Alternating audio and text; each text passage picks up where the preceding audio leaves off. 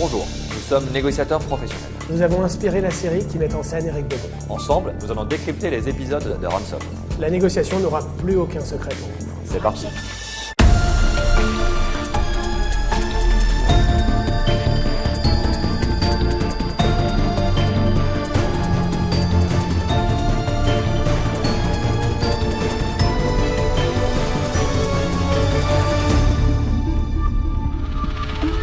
Il est en train de tuer ma femme, alors qu'elle n'a jamais été malade de sa vie.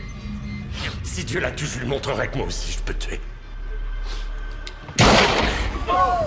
Équipe rouge, restez en position. Ça a duré assez longtemps. Capitaine, si vous voulez que ces otages sortent de là vivants, laissez-moi faire mon job.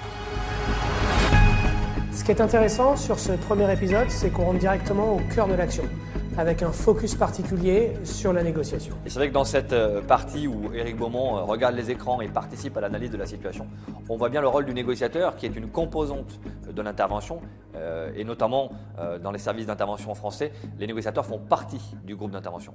C'est la première étape de toute négociation, c'est savoir à qui on a affaire, comment on va pouvoir se positionner pour créer le lien, créer le premier contact qui va permettre de rentrer dans une logique de négociation.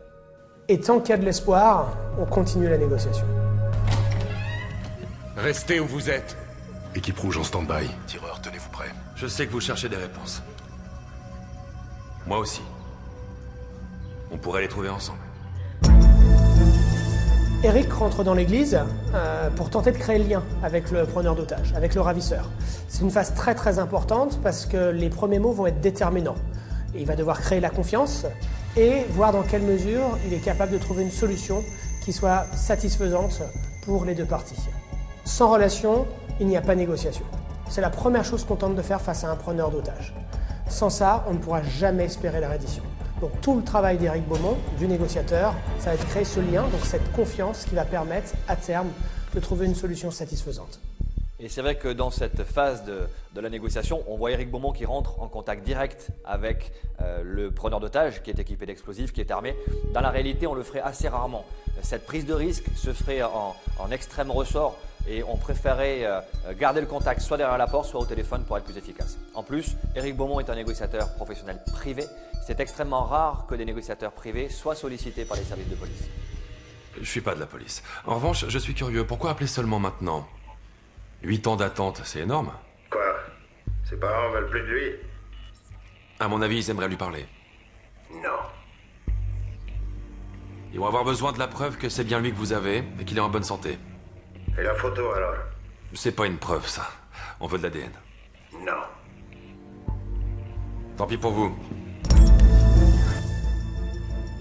Bien, à ce stade de la négociation, Éric va demander une preuve de vie.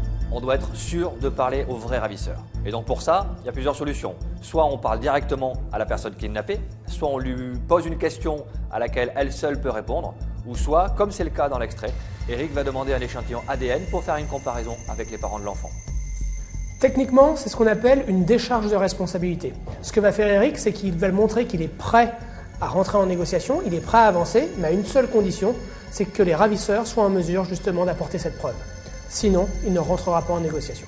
Alors nous avons eu à traiter un cas de kidnapping il y a quelques mois et nous avons demandé une preuve de vie. Ça se passait au Mexique. On n'a jamais eu cette preuve de vie parce que c'était ce qu'on appelle un virtual kidnap. La personne était isolée des moyens de communication mais n'était pas du tout kidnappée.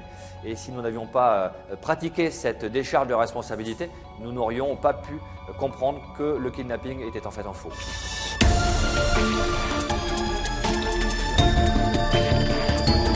Désormais, vous êtes prêt à négocier. On se retrouve très vite pour un prochain détail.